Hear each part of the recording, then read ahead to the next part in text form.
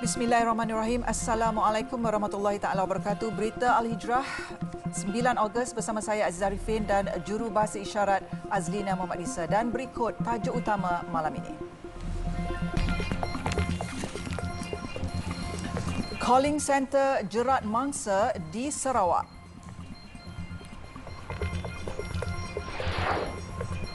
Juga SPRM buru menantu Muhyiddin Yassin.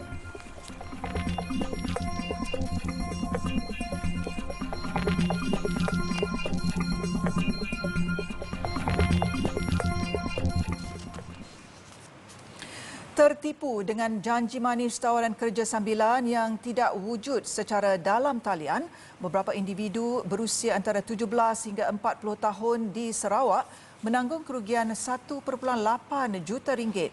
Sindiket Calling Center yang beroperasi sejak Jun lalu di Kuching itu menipu pengguna media sosial dengan iklan tawaran kerja menjanjikan gaji yang lumayan. Bagaimanapun, siasatan selama seminggu, Unit Jabatan Siasatan Jenayah Komersial JSJK Ibu Pejabat Kontingen IPK Sarawak berjaya menumpaskan sindiket tersebut dalam satu serbuan pada Isnin lalu. Timbalan Pesuruhjaya Polis Sarawak, Datuk Manca Atta berkata, selain menahan reman 5 suspek tempatan, pihak polis turut berjaya merampas 45 kad ATM pelbagai bank tempatan dipercayai dijadikan keldai akaun. Hasil siasatan awal mendapati sindiket ini beroperasi sebagai calling center dengan menjalankan kegiatan pengawalan akaun bank dan buat pemindahan wang dari akaun bank mangsa penipuan,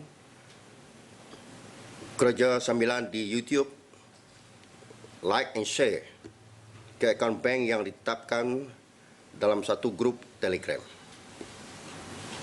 Golongan sasaran adalah daripada mangsa tempatan dan negara jiran Indonesia.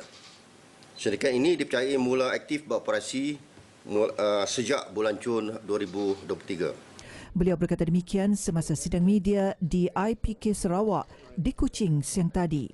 Kes disiasat di bawah Seksyen 420 Kanun Keseksaan dan jika disabit kesalahan boleh dihukum penjara tidak kurang 1 tahun dan tidak lebih 10 tahun dengan sebat beserta denda. Datuk Seri Dr. Ahmad Zahid Hamidi mencabar Tan Sri Muhyiddin Yassin supaya meminta menantunya pulang untuk membantu siasatan Suruhanjaya Pencegahan Rasuah Malaysia SPRM. Timbalan Perdana Menteri itu berkata Muhammad Adlan Berhan itu tidak sepatutnya melarikan diri sekiranya dia tidak bersalah. Kalau tidak bersalah, kenapa takut? Kenapa lari? Buktikan di mahkamah, hadapi pertuduhan, hadapi pembicaraan. Saya menghadapi pertuduhan. Saya memang mengaku tidak bersalah dan saya hadir ke mahkamah apabila mahkamah menentukan tarikh. Dan saya tidak pernah lagi keluar negara. Saya khawatir larinya menantu abah kau ini ke luar negara. Saya khawatir ada kesalahan yang dilakukannya. Jadi kaedahnya ialah melarikan diri. Beliau berkata demikian pada sidang media di program Pemimpin Bersama Masyarakat di Kampung Nelayan Tok Bali, Pasir Putih hari ini. Media sebelum ini melaporkan SPRM sedang mengesan Muhammad Adlan 48 tahun dan Peguam Mansur Saad 69 tahun bagi membantu siasatan isu rasuah dan penyelewengan berhubung projek berkaitan pendaftaran, pengambilan serta penyimpanan biometrik pekerja asing di sebuah kementerian. Sementara itu, SPRM telah meminta kerjasama Jabatan Imigresen bagi membekukan pasport menantu Tan Sri Muhyiddin Yassin dan Mansur Saad. Ketua Pesuruhjaya SPRM Tan Sri Azam Baki berkata kedua-dua mereka amat dikehendaki untuk tindakan mahkamah. Menantu Tan Sri Muhyiddin Yassin, seperti mana kita telah keluarkan kenyataan, beliau dikehendaki datang ke SPRM untuk memberi kerjasama. Saya ingin tegaskan bahawa kita telah banyak kali pegawai kita berhubung dengan beliau sendiri dan juga peguam Namun demikian, beliau dengan seorang lagi gagal untuk hadir ke pejabat untuk kita menjalankan siasatan. Beliau berkata pada sidang media selepas hadir Majlis Perbarisan Tamat Latihan Khusus Asas Pegawai SPRM Siri 27 Bilangan 2 2022 di Ibu Negara siang tadi. Ditanya lokasi negara mereka melarikan diri, Tan Sri Azam enggan mendedahkan perkara tersebut. Sekiranya masih tiada maklumat daripada kedua-dua mereka, tindakan akan dibuat dalam tempoh terdekat termasuk memohon bantuan polis diraja Malaysia bagi mendapatkan bantuan polis antarabangsa Interpol supaya dimasukkan dalam notis merah.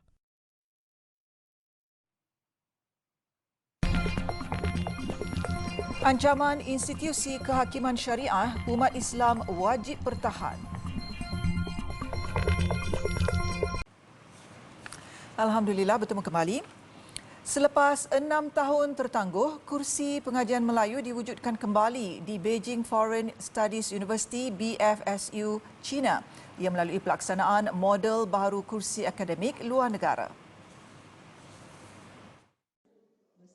Naib Chancellor Universiti Sains Malaysia USM, Profesor Datuk Dr. Abdul Rahman Mohamad berkata, pengenalan model baharu kursi itu bukan sahaja meliputi bahasa Melayu, malah turut merangkumi kepentingan lain, membabitkan budaya, ekonomi dan politik. Sekarang ini yang disebut ataupun yang dilakukan mungkin kebanyakan hanya terarah atau tertumpu kepada bahasa sahaja. Tetapi pengajian Melayu ini dia bukan pengajian bahasa Melayu sahaja. Dia pengajian bagaimana tata bahasa itu, kenapa digunakan cara ini dari segi sosioekonominya, dari segi cara salah silahnya, kenapa perkataan ini digunakan hanya di negeri China, mungkin tidak di negara lain. Contohnya itu. Jadi saya rasa itu boleh dikembangkan lagi. Terdahulu, usaha tersebut dimeterai melalui Majlis Peneretangan Memorandum Persefahaman MOU bagi kursi pengajian Melayu antara Universiti Sains Malaysia USM dengan Beijing Foreign Studies University BFSU, China. Melalui kerjasama baharu itu, USM turut merangka beberapa rancangan masa hadapan kursi pengajian Melayu, antaranya persidangan antarabangsa sosio-budaya Malaysia-China yang dijadual berlangsung pada Mei 2024. Untuk rekod sejak 2014, pelbagai bentuk kerjasama telah dijalankan BFSU bersama USM di China. Ia termasuk aktiviti pengajaran dan pembelajaran, penyelidikan serta penerbitan dalam usaha pengantarabangsa bahasa Melayu di mata dunia. Turut ditawarkan program pemindahan kredit bahasa Melayu sejak 2018 yang membabitkan penyertaan pelajar jurusan bahasa Melayu dari China bagi mengikuti program bahasa. Sehingga kini, USM telah menandatangani MOU dengan 10 buah universiti di China yang menawarkan program bahasa Melayu.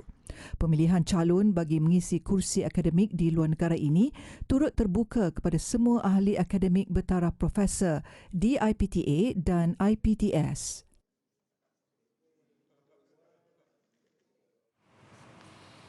Umat Islam bertanggungjawab mempertahan institusi kehakiman syariah daripada sebarang ancaman yang boleh merosakkan institusi itu. Menteri di Jabatan Perdana Menteri Hal Ehwal Agama, Datuk Dr. Muhammad Naim Mokhtar berkata, Mahkamah Syariah dianggap Ramzul Islam, lambang Islam dan ia wajib dipertahan.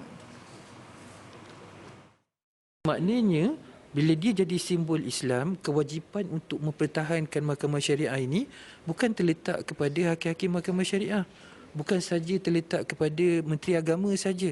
Dia menjadi tanggungjawab kepada setiap orang Islam untuk mempertahankan, sebab Mahkamah Syariah ini adalah sebahagian daripada simbol Ramzul Islam. Siapa lagi yang nak mempertahankan Mahkamah Syariah ini kalau tidak kita sebagai orang Islam itu? Beliau ditemui selepas hadir sebagai panel bagi rakaman program 60 minit bersama di Pusat Penyiaran Digital TV Al-Hijrah di Ibu Negara. Kerajaan katanya akan terus komited dalam memperkasakan dan memartabatkan Mahkamah Syariah di negara ini selaras dengan kedudukan Islam sebagai agama persekutuan. Datuk Dr. Muhammad Naim dalam pada itu memaklumkan setakat ini antara usaha yang dilaksanakan pihaknya ialah pembentukan jawatan kuasa memperkasa Mahkamah Syariah yang diletakkan di bawah Majlis Kebangsaan bagi Hal Ehwal Agama Islam Malaysia MKI. Sejak akhir-akhir ini, ada pihak yang dilapor cuba mencabar keabsahan enakmen syariah yang dilihat boleh memberi kesan jangka masa panjang kepada institusi kehakiman syariah di negara ini.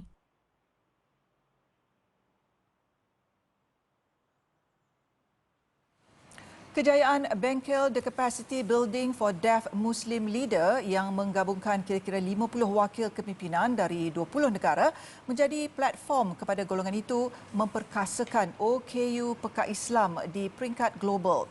Presiden Persatuan Pekak Muslim Malaysia, Prisma, Aqlam Jafri berkata, bengkel seperti itu perlu diadakan selalu kerana ia dapat memastikan golongan berkenaan tidak tercicir dalam arus pemodenan dan menguasai kemahiran profesional. Jelas Aqlam, penganjuran bengkel ini bertujuan membimbing dan memimpin orang pekak mempelajari pembangunan organisasi serta mengasah ciri-ciri kepimpinan setiap peserta yang hadir. Peserta terdiri daripada pelbagai negara untuk mempelajari dan juga berkongsi ilmu pengetahuan di bengkel ini. Dan apabila mereka balik ke negara masing-masing, mereka dapat membantu organisasi memantap lagi kepimpinan orang pekak Islam di negara mereka tersendiri. Bengkel anjuran Persatuan Pekak Muslim Malaysia Prisma yang diadakan kali kedua ini berlangsung selama 7 hari dan berakhir hari ini di Ibu Negara. Antara peserta yang hadir adalah dari Persatuan Orang Pekak Australia, Amerika Syarikat serta Arab Saudi. Dan banyak saya telah pelajari ilmu bersama-sama dengan peserta luar negara sebab ini adalah peringkat international. Jadi workshop ni sangat memberi manfaat untuk bagaimana kita ingin merancang dan juga memberi terlibat sekali dengan persatuan itu sendiri. Saya yakinlah Malaysia boleh mengadakan bengkel ini dan Cik Muhammad Sazali Syari adalah Presiden Persatuan Orang Pekak Malaysia yang sangat membantu orang pekak di seluruh negara kerana mereka, Cik Muhammad Sazali ini adalah pemimpin yang sangat dicontohi dari pelbagai negara. Jadi saya pilih Malaysia ni adalah kerana kepimpinan orang pekak Islam di Malaysia ni adalah sangat kuat dari segi teamwork dan lain-lain. Untuk rekod, hampir 46,000 orang pekak di seluruh negara berdaftar dengan Jabatan Kebajikan Masyarakat JKM. Daripada jumlah itu, lebih 25,000 adalah beragama Islam.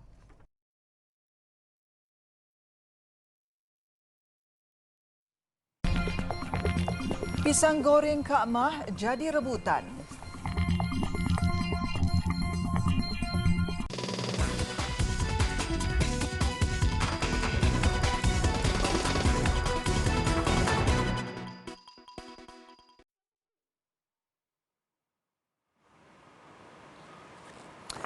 Alhamdulillah bertemu kembali.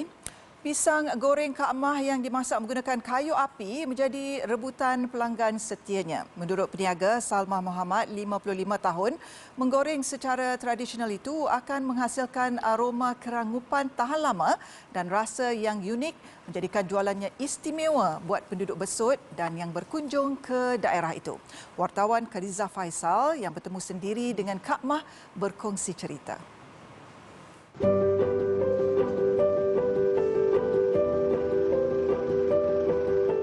Dia yang lebih mesra digelar Kak Mah sudah 15 tahun berniaga. Dia akan mula membuka gerai pada jam 9 pagi untuk menyediakan peralatan membakar, bancuhan tepung dan menggoreng dan akan tutup pada jam 6 petang. Di Besut, hanya gerainya yang masih mengekalkan cara tradisional itu. Kak Mah tidak menafikan, ia bukan cara baharu tetapi semakin dilupakan. Tambah Kak Mah, menggoreng menggunakan kayu api lebih mencabar berbanding menggunakan dapur gas.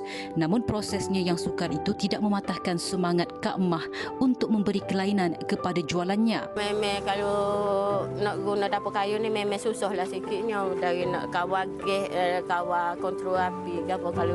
Kalau dapur gas itu ya memanglah senang. Kalau kita nak slow, kalau nak terah kan memang senang. Kalau orang ni kat memang guna dapur kayu ni, lepas tu asap dia, lepas tu kat inilah nangis tu lah waktu makan matanya, jadi mata kelabu. Pisang nipah, nangka dan pisang tanduk antara jenis pisang yang sering menjadi pilihannya untuk digoreng dan dijual. Satu perkara yang paling mencabar ketika menggoreng menggunakan cara tradisional ini adalah mata kita akan sentiasa rasa pedih dan juga menangis sambil menggoreng pisang ini. Tapi pedih mata ataupun menangis itu belakang cerita. Yang penting kelazatan, aroma dan rasanya itu menjadi kegilaan penggemar-penggemar pisang goreng menggunakan dapur kayu api. Kak Mah yang juga ibu tunggal kepada 5 orang anak ini bersyukur kerana paling sedikit katanya sebanyak 45 kg pisang terjual setiap hari dan laku keras apabila musim cuti sekolah. Ditambah pula kos kayu tidak jauh beza dengan menggunakan dapur gas selain mudah diperoleh dari kilang-kilang berhampiran. Itu alhamdulillah habis rezeki. Bolehlah rezekinya. Jadi kadang-kadang tu learning dia tengok kalau musim cuti kat memang tak ada lah. Kalau anak nolong 2-3 orang pun tak ada lah. Memang hari-hari saya beli pisang kat sini.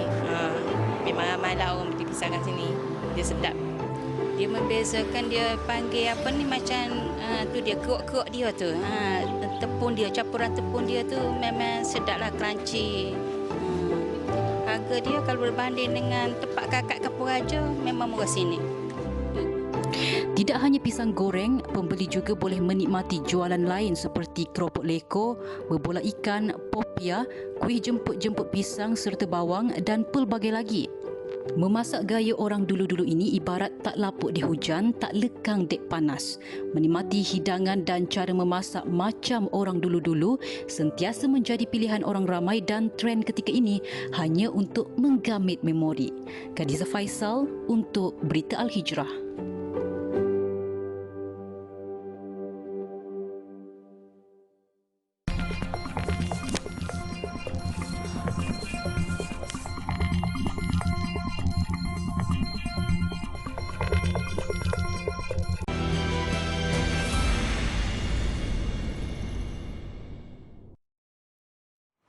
Alhamdulillah bertemu kembali. Kira-kira 2,000 penduduk di kampung pantai dasar Sabak, Kota Baru, Kelantan diselubungi ketakutan dengan hakisan pantai yang semakin membimbangkan.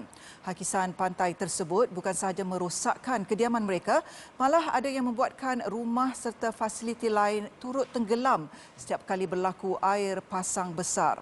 Wartawan Hanisa Hasanuddin yang meninjau kawasan tersebut melaporkan. Ketika bertanya kepada penduduk, rata-rata mereka bimbang sekiranya hakisan pantai tersebut membuatkan sejarah lama berulang kembali. Kampung Kemeruk Sabak yang dahulunya penuh dengan penempatan, kini telah lenyap menjadi laut. Menurut penduduk tempatan, rumah, kubur, malah kubu tentera British juga turut tenggelam. Kini mereka hanya bergantung harap kepada tambakan atau benteng batuan growing. Namun sekiranya berlaku air pasang besar, ombak masih membadai kediaman mereka. Menurut salah seorang penduduk kampung, Marha Zuraidi Maturidi, kedainya rosak akibat ombak besar bersama pasir pada Februari lepas. Selepas kejadian tersebut, kedainya dipenuhi pasir dan terpaksa meninggikan semula kedai tersebut kerana makin ditenggelami pasir. Sekarang ni pun walaupun kita dah tambah batu ni, kalau air pasang besar dia still lagi melebihi lah, dia akan melimpah masuk lagi lah. Jadi kalau pada penduduk, kalau boleh kita nak biar dia tambah jauh sikit ke panjang lagi, dia perbesarkan lagi tambahkan ni kan. Sebab kalau kita banyak tu tak jauh pun, dalam berapa kaki pun, 5 kaki, 6 kaki macam tu je. Mungkin dia boleh lebarkan lagi ke. Bagi seorang lagi penduduk tempatan yang juga pemilik kedai makan, Maziah Maknur, dia terpaksa menanggung kerugian kerana perlu menutup kedai makannya itu setiap kali hujan demi keselamatan pelanggan. Justru dia amat-amat berharap agar tambakan baharu dapat dibuat dengan kadar segera bagi membantu penduduk di sana. Buat tambak teh barulah, senang pelancong nak mari ke, ada tempat lah macam nak duduk ke apa ke. Sekali ni tepi patah pun rapak ke, orang mari macam pelancong pun nak masuk tak boleh kalau dengan bah semua. Memang tak boleh lah, sebab nak masuk dengan bah nak masuk macam mana, jalan pun sepik, nak masuk bah pun tak ada. Kampung Kemeruk Sabak ditenggelami seluas 3 km dan kini menjadi lautan. Dan dengan sejarah hitam itu, semestinya akan membuatkan penduduk yang masih ada terkesan dan perasaan takut menghantui mereka. Menurut penduduk kampung, tambakan batu di belakang saya ini tidak mampu menahan ombak pasir yang kuat. Sekiranya kejadian itu berlaku lagi, semestinya akan menimbulkan kerisauan terhadap penduduk di sini. Jika tiada sebarang projek tambakan baru dilaksanakan, tidak mustahil kampung pantai dasar ini juga akan lenyap ditenggelami pasir. Hanis Hasanuddin, Berita Al Hijrah.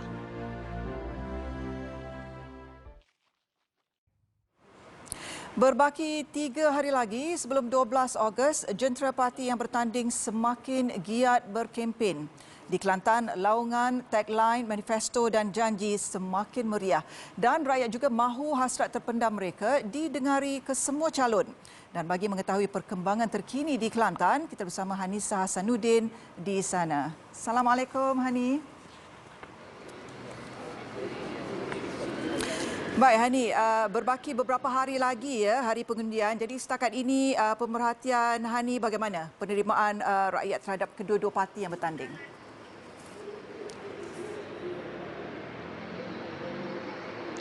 Baik Azizah, seperti mana kita tahu PRN dibuat 5 tahun sekali bagi memberi kuasa kepada rakyat dalam memilih wakil rakyat yang benar-benar berkhidmat, turun padang, buat kerja dan selesaikan semua masalah rakyat.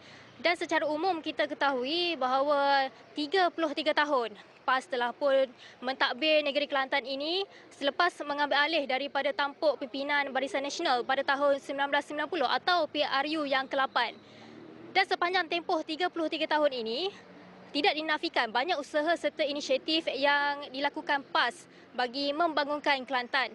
Tetapi perlu diakui bahawa terdapat kekurangan serta kelemahan yang perlu ditambah baik. Dan sepanjang saya berada di sini, penerimaan rakyat terhadap kedua-dua parti ini boleh saya katakan 50-50. Dan ada yang berpuas hati dengan pimpinan PAS sekarang ini dan mahukan PAS mentadbir lagi kerajaan negeri Kelantan ini, dan ada juga yang mahukan perubahan mungkin bagi mereka dari sudut pembangunan, kemajuan ekonomi dan juga sektor penambahbaikan dan juga peluang pekerjaan. Dan untuk PRN kali ini boleh saya katakan agak sengit kerana adanya golongan generasi baru yang mahukan perubahan. Dan semua itu bergantung kepada 1.4 juta pengundi di Kelantan pada 12 Ogos nanti, Azizah. Secara ringkasnya, apa harapan rakyat Kelantan untuk pasca PRN nanti?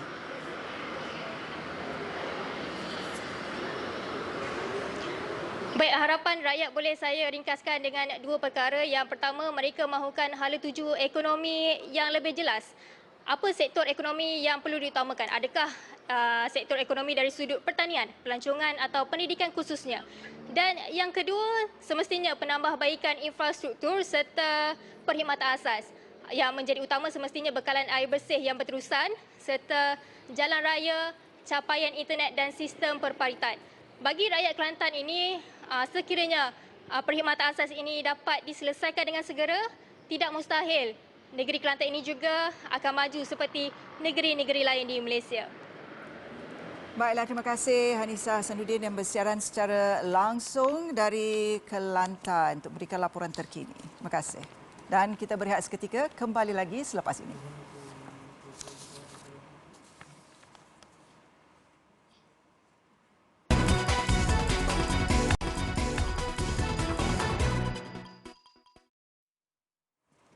Kembali bertemu.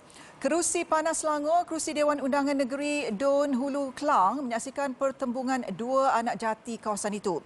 Calon Perikatan Nasional PN Datuk Seri Muhammad Azmin Ali berdepan anak didiknya dalam dunia politik. Calon Pakatan Harapan PH Juwairia Zulkifli. Masing-masing sudah semestinya mengatur strategi untuk merebut kerusi yang sebelum ini dilaporkan kubu kuat PKR. Dan bagi mengetahui perkembangan di Hulu Klang, kita terus saja berlintas langsung bersama wartawan Abdul Rahman Kunyo. Baiklah, Rahman, dari pemerhatian Rahman, bagaimana agaknya situasi politik di Don Hulu Klang ini? Baik, terima kasih Aziza. Berbaki 3 hari sebelum tarikh keramat 12 Ogos. Dan apa yang saya boleh katakan situasi politik di DUN Hulu Kelang ini, ianya panas tetapi agak tenang tanpa menimbulkan sebarang kekecohan ketika berkempen. Dan di DUN Hulu Kelang ini, seperti mana yang sedia maklum, kita dapat menyaksikan pertembungan dua penjuru ataupun satu lawan satu di antara Datuk Seri Azmin Ali daripada Perikatan Nasional menentang Juwairiyah Zulkifli daripada Pakatan Harapan. Kedua-dua mereka mempunyai latar belakang yang sangat baik, yang mana kedua-dua daripada mereka, menurut mereka berdua, masing-masing yakin dan pasti bahawa mereka mampu merampas kerusi DUN Hulu Kelang ini, dan mereka cuba sehabis baik bagi memenangi hati pengundi di DUN ini. Dan jika saya dapat kongsikan, sebelum ini kerusi di DUN Hulu Kelang ini disandang oleh Saari Sunggip selama 3 penggal. Daripada penggal pertama dan penggal kedua, beliau berada di dalam Parti PAS, dan penggal lepas beliau membawa Parti Amanah. Dan namun pada PRN kali ini segalanya bakal terjawab pada 12 Ogos ini, sama ada kerusi DUN Hulu Kelang ini milik Datuk Seri Azmin Ali ataupun Juwairiyah Zulkifli, kerana bagi saya masing-masing mempunyai misi dan strategi tersendiri bagi memenangi hati pengundi di DUN Hulu Kelang ini, Azizah. Baiklah, Rahman, ketika bertemu penduduk, apa agaknya permintaan dan juga perubahan yang dimahukan mereka yang boleh Rahman kongsikan bersama kami?